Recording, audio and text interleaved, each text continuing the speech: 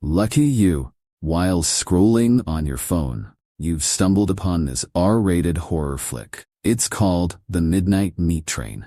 In a subway station, late at night, a man and a woman were sitting in a train car. Erica, a female passenger, listening to her MP5, happily picked it up. She started listening to music. The man next to her was annoyed by the piercing music. He stood up with a grim face. Then he slowly approached Erica. The next morning, Erica's story made the newspaper. She had mysteriously disappeared. It was as if she had vanished into thin air. This news story was seen by our protagonist Leon, a curious photographer obsessed with subway murder cases. He simply couldn't believe it. Just last night, he had seen Erica on the last subway train. Leon is a photographer. He usually enjoys taking pictures. That evening, he went to the subway station. He wanted to capture the beauty of the last train. It was at this moment Leon encountered Erica again. She was being harassed by a group of thugs. Seeing this, Leon immediately came to her rescue. He called one of the thugs over. "Take a look at this.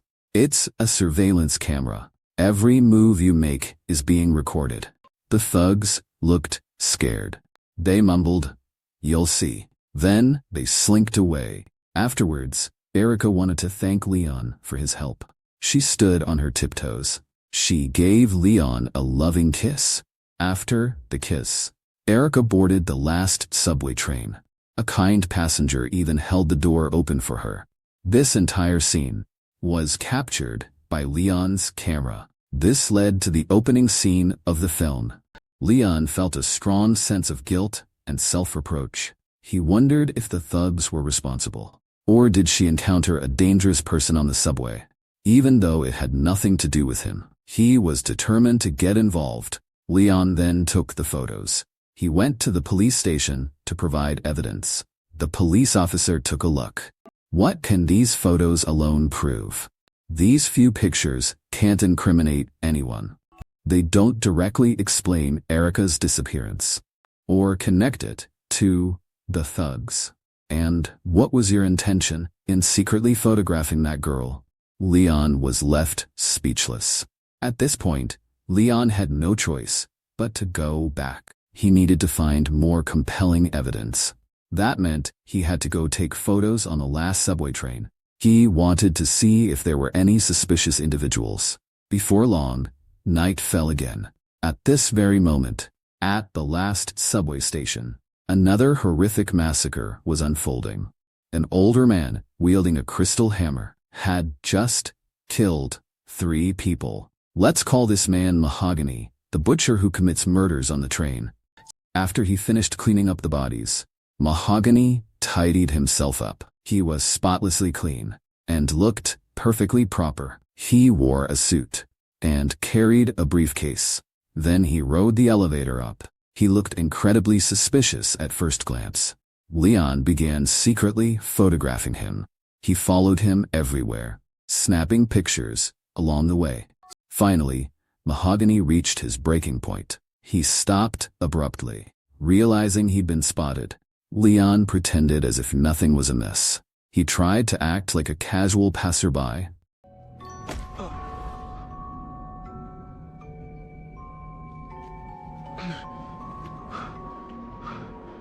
Mahogany didn't say a word.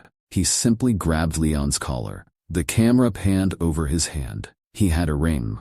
This was a crucial clue. Leon quickly explained himself. He said, "You're just so cool. I only wanted to snap a photo." Mahogany didn't press the issue. He simply turned and walked away. He probably thought Leon was just a random photographer. After developing the photos, Leon took a closer look. He noticed something was off. The person who opened the train door for Erica, he wore the exact same ring. It was Mahogany who had opened the door for her. Erica's disappearance. Mahogany was now the prime suspect. Leon was sure he was involved. From that moment on, Leon was completely fixated on him.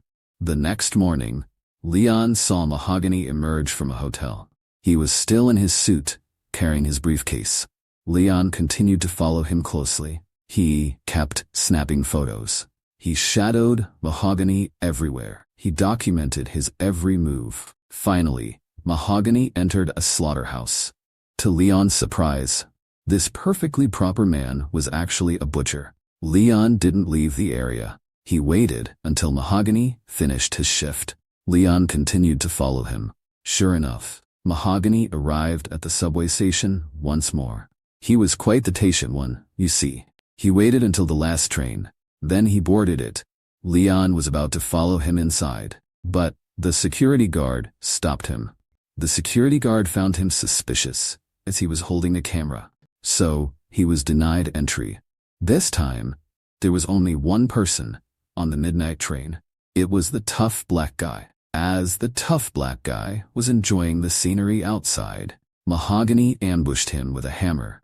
Just as Mahogany raised his hammer, ready to deliver a fatal blow to the tough black guy, at that critical moment, Mahogany's skin condition flared up.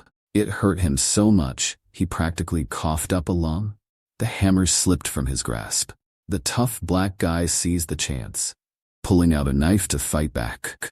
Mahogany, it turns out, had some serious training. Facing the tough black guy with a knife, he held his own. He even managed to stab him back. But the tough black guy was built different. The stab didn't do much damage. In fact, it just fueled his fighting spirit. He kicked Mahogany to the ground. Then he put him in a deadly chokehold. The scene shifts. We see the train conductor. He seems to have heard the commotion of the two men fighting. When the camera cuts back to Mahogany and the tough black guy, Mahogany breaks free from the chokehold and stands up. They start playing a round-based game. It's one punch for you, one punch for me. This kind of fighting isn't getting them anywhere. At that critical moment, the train conductor holding a gun rushes over. He fires a shot. The bullet hits the tough black guy. The train conductor then says to Mahogany, "You truly disappoint me, Mahogany. I had to step in myself." Clearly, these two are working together. Mahogany is the train conductor's subordinate. Now, let's return to Leon. Leon's girlfriend, Maya, sees the photos he took. She asks if they're for his upcoming photo exhibition. Leon explains that they are not. "Didn't someone go missing recently? I took some suspicious photos." Maya tells him, "You're still too much of a busybody, you know? Just leave these things to the police. Haven't there been many disappearances lately? The police are investigating them one by one, aren't they?" Hearing this, Leon was taken aback. Afterwards, he started searching his computer for past missing person cases. He found a relevant news report. It mentioned a butcher who had once been accused of involvement in a disappearance. But later, due to a lack of evidence, the accusation failed. Leon had a thought. Could that accused butcher be Mahogany? The next day, Leon returned to the slaughterhouse. This time, he was smart. He put on work clothes. He disguised himself as one of the workers. Then, he hid in a corner, secretly taking photos. But as they say, you can't always get away with it. He was bound to get caught.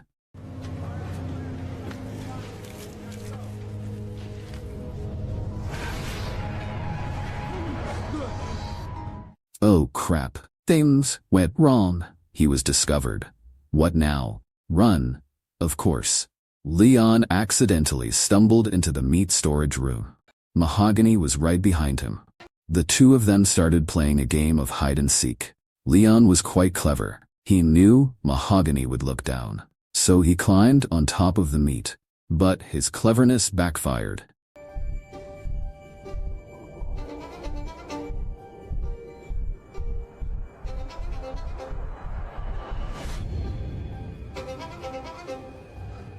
Just like that, Leon started running again.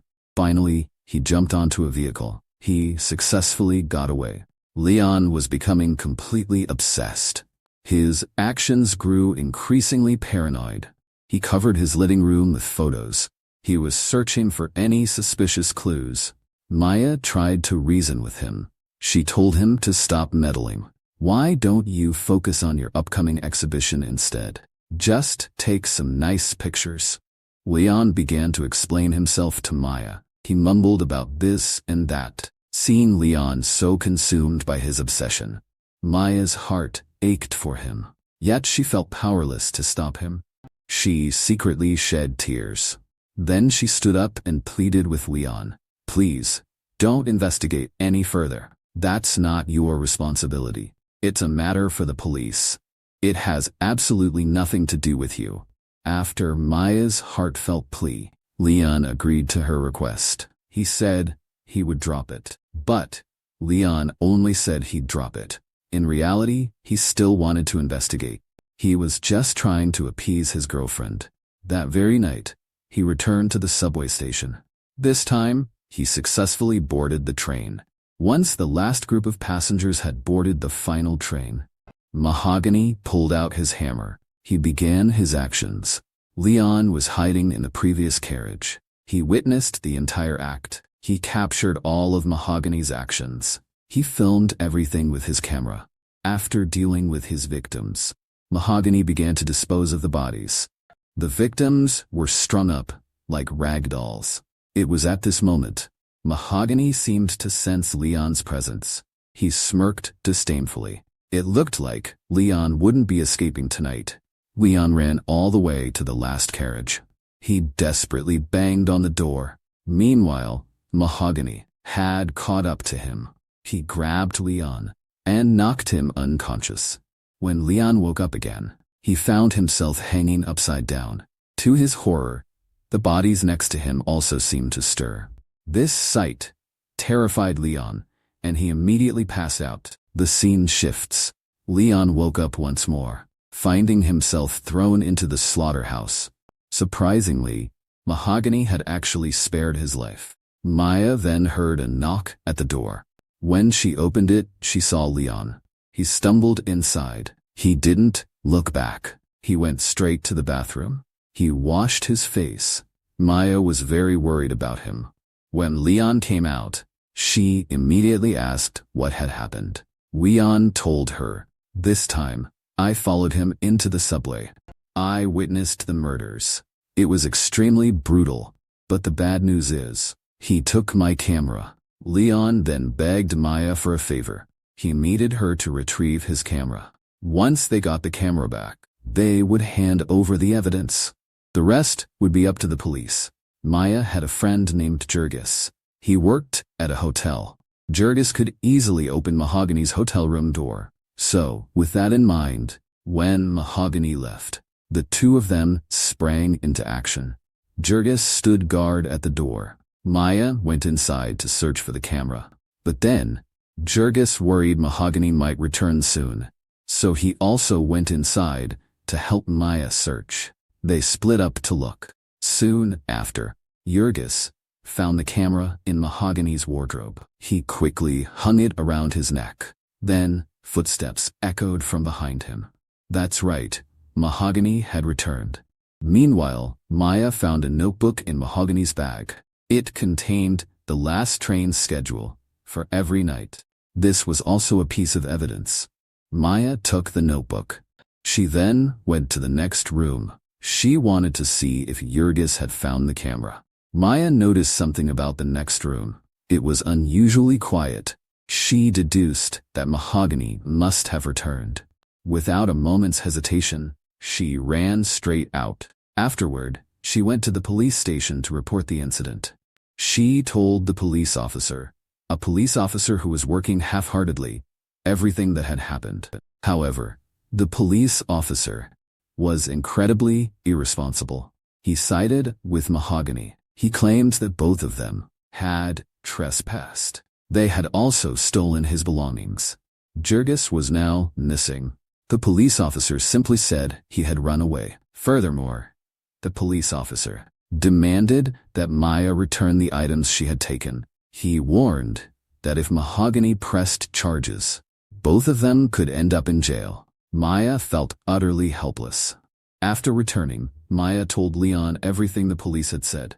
Leon felt pretty helpless. It seemed he would have to take matters into his own hands. He gathered many weapons. He arrived at the subway station. The subway chain passed by. He thought he saw Maya. Oh, wait a minute. Maya had come to help him. Today, he absolutely had to get to the bottom of this. Leon raced alongside the subway train. He successfully jumped aboard. Meanwhile, Maya was in the last car. She discovered a long row of bodies. Among them was Jurgis. Maya wanted to save Jurgis, but how could she possibly save him? Jurgis's feet were pierced by iron hooks. It would be extremely difficult to get him down. The agonizing pain made Jurgis scream. This attracted Mahogany. He came over, holding his hammer. Maya, on the other hand, it was like she'd never held a gun before. Mahogany stood there motionless. She fired 2 shots. Neither shot hit him. Finally, Mahogany threw a hammer at her and knocked her down. Mahogany was about to raise his hammer and take Maya away. Leon arrived just in time.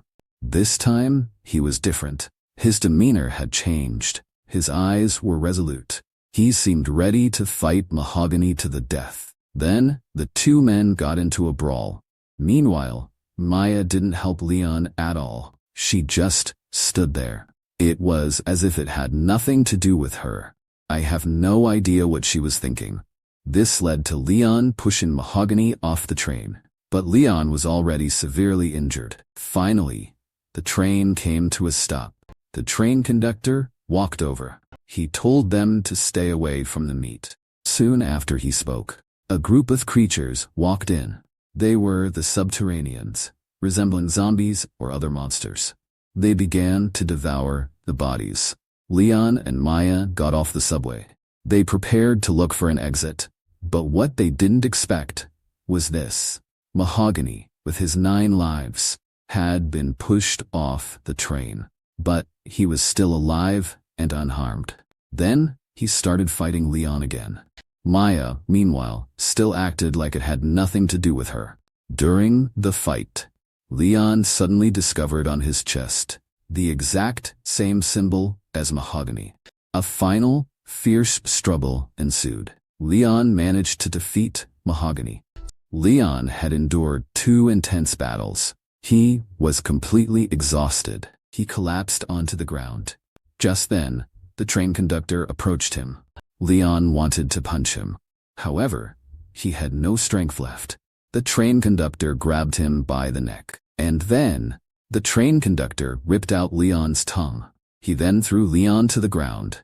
At the same time, the train conductor revealed the truth to him. He explained their secret. Deep beneath the city, they had discovered ancient subterraneans. To prevent these creatures from harming more people on the surface, they specifically chose one person. This individual would hunt passengers on the last train. After that, they would feed the bodies to these monsters. This was how they maintained order in the city, with protection from multiple departments. Many people disappeared on this train. The police never bothered to investigate.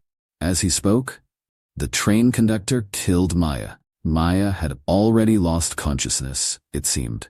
After eliminating Maya, the train conductor gave Leon 2 choices. First, he could live. Then, you'll have to replace Mahogany and hunt passengers. You're a stronger fighter than him. I have high hopes for you. That's why I didn't intervene. I didn't help during your fight. The second option is to join your girlfriend. Ultimately, Leon chose the first option. He decided to replace Mahogany. He also dressed in a suit. He carried a briefcase and boarded the midnight meat train. The movie ends here. But who would have guessed? Leon started as a seeker of truth. He completely transformed into an enforcer of dark rules. He became the new butcher of the midnight meat train. This slaughter maintained the city's superficial peace and prosperity. It is destined to repeat endlessly. Leon will eventually be like the former butcher, Mahogany. He will be replaced by the next person, perhaps a truth seeker or an even stronger pursuer.